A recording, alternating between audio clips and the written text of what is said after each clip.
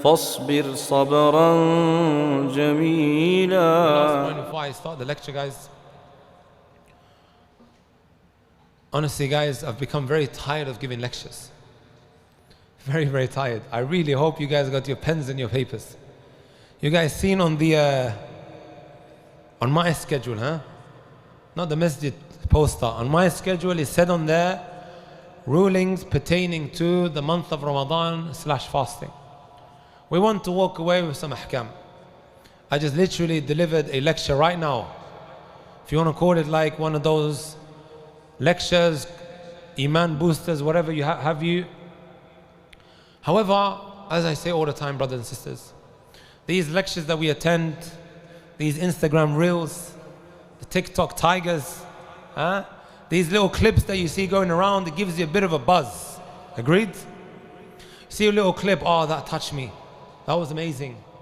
That reminder was very thought-provoking, right? And then we're waiting for the next Instagram reel to be sent out.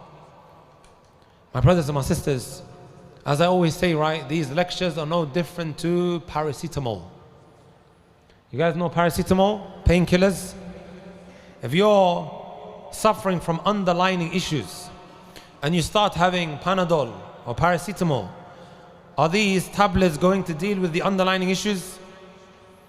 A little bit like what the NHS done to me. For 5 years they were giving me tablets when I had, in fact, some very serious underlying issues. That's why you don't trust the NHS, guys. Go get an MRI scan. Not scam, scan. Get a scan, it might actually, show you some of the serious problems that you actually have. I think we need to cut that out, akhi, before I get in trouble with the government. Shahid min al-kalam. These lectures, my brothers and my sisters, what it does is it boosts your iman, right? It gets you by for a couple of days and then it comes crashing down again. Are you brothers and sisters with me? It comes crashing down again.